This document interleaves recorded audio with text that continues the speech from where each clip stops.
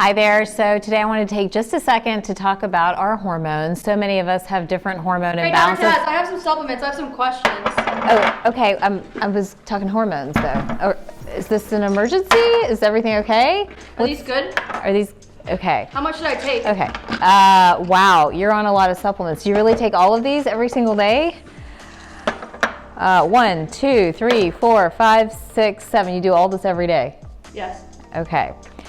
All right, we're going to change gears, guys. We're actually going to talk about whether to supplement or not to supplement and what might or might not be a good supplement. Let's break this all down. You know, a lot of you are just like what you saw, where you'll dump out maybe up to 20, sometimes 30 different supplements on my table, and you want to know what to take.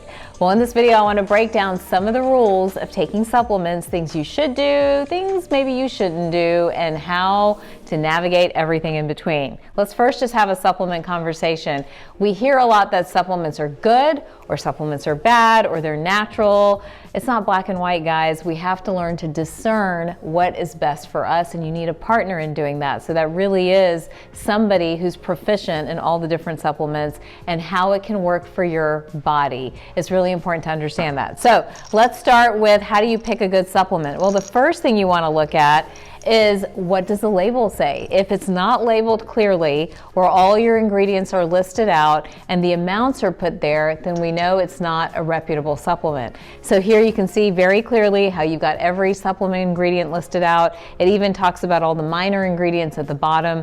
It doesn't have a lot of additives.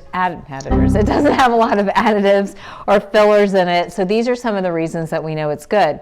Another way to know a supplement's a really good quality supplement, many of them will seek certification. So I'm looking on here for something called the NSF seal or the GMO seal or the GMP seal, which means that they really abide by good manufacturing practices, and what's in the bottle is actually what's in the bottle. All right, so that's the second rule. So understanding the label, looking for the seals, understanding the ingredient list, making sure the ingredients are clearly listed. Those are some of your key issues when picking a good supplement. Let's go back to what just happened though, like 8 bottles dumped on my table. Well, that's, and again, rule number 3, I really don't want people taking more than 5 supplements at one time. It's hard on the gut, it's hard on the liver. You want a targeted plan. I think in the supplement world, there's this sort of idea of more is better. So if I'm taking 3 things, I'll take 9 things. We don't want to do that. So what you just saw happen probably shouldn't be happening, but I'll tell you guys this, it happens every day in practice. People literally bring grocery bags of supplements in for me to evaluate and see what's going on. Okay. What vitamin C should I take? Should I take the vitamin C or the emergency?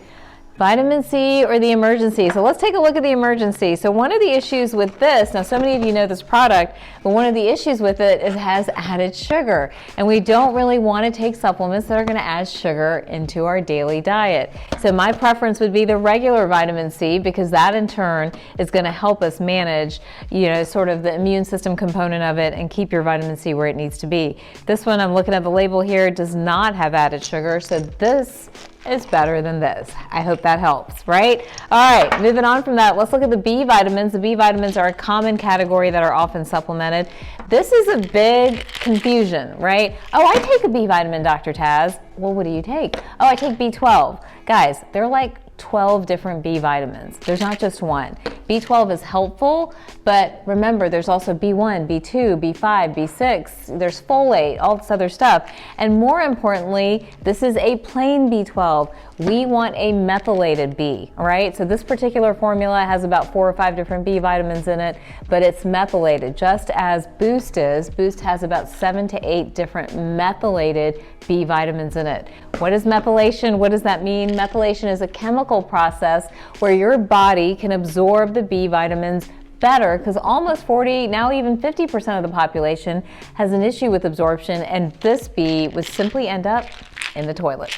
All right, so that answers the B question. Magnesium is a great supplement too. I always say it's one that so many people are missing, but again, the key, it tells me very clearly what type of magnesium is in here so that I know whether it's going to be helpful to my patient. And you've got to look at the serving size too, guys. One of these has about 100 milligrams. If someone wants you to be on 300 milligrams of magnesium, how many do you have to take? It's a math question. I know you can pass it. It's actually 3 of them. So many patients say, oh, I just took 1 and I didn't see anything change. Well, it's not going to change. You need a bigger dose. So looking at the dosage that is recommended for you and making sure your serving size is right where it needs to be is another key piece of taking a good supplement.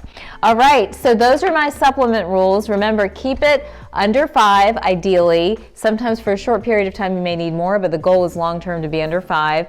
Make sure you look at the labels. Make sure you look for certifications. Stay away from too many additives, fillers, sweeteners, right? Those only worsen kind of our sort of overall toxic load, so watch for those.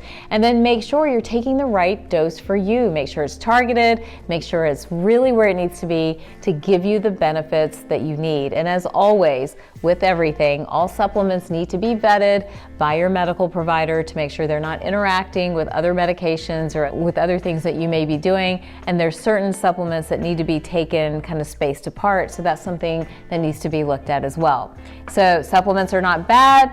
Supplements are not all good. The truth is always in the middle. If you like this video, don't forget to like and subscribe. I post new videos every week, and I know that I want you to join my Superwoman Circle so that we can continue to sort through all this information and stay superpowered.